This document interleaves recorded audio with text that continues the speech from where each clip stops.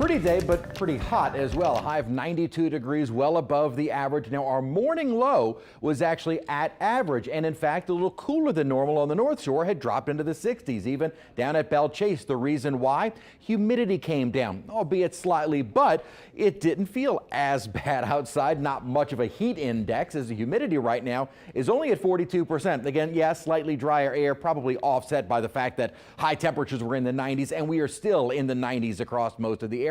But dew points mid 60s, some lower 70s. Those dew point values had dropped thanks to some slightly drier air. In fact, the dew point right now at Kenner, or last hour I should say, was at 59. We're back up to 64. Unfortunately though, that's about it, as the humidity will be back on the rise and dew points getting back into the lower 70s. But really, even looking at the next several days, humidity is not going to be in that oppressive category, mid-upper 70s. We'll stay upper 60s, lower 70s because of more of a northerly flow, thanks to this big blocking high sitting over us over the next several days. Also going to keep us mostly dry and pretty hot. As we head toward the end of the weekend, deep upper trough is going to send a cold front on through, and we're going to be watching closely the upper pattern through next week, because that may determine where Invest 98 eventually goes. Maybe. We'll talk more about it in just a second. A lot of sunshine outside across the area, and that is really the case across the central U.S. with that dome of high pressure basically dominating all of us. That would be a great pattern to have if anything tried to get into the Gulf, but the upper pattern will be changing.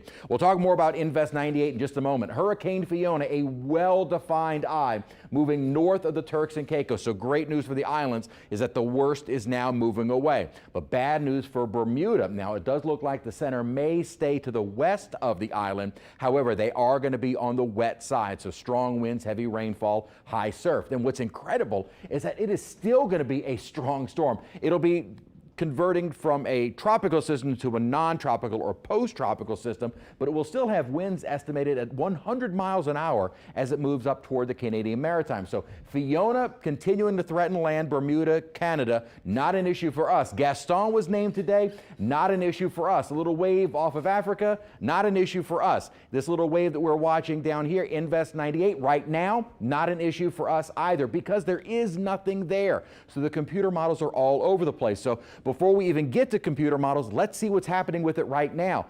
Nothing. It is getting ripped apart. There is really no even broad circulation with this wave, and it is at a very low latitude. So what do the models think is going to happen, considering that there is nothing there right now? Most of them keep it very close to land. As we head into the weekend, may start to see that moving away from the Dutch Antilles and into the Central Caribbean. By Saturday, still well down to the south of eastern Cuba and Jamaica, so still well away from us.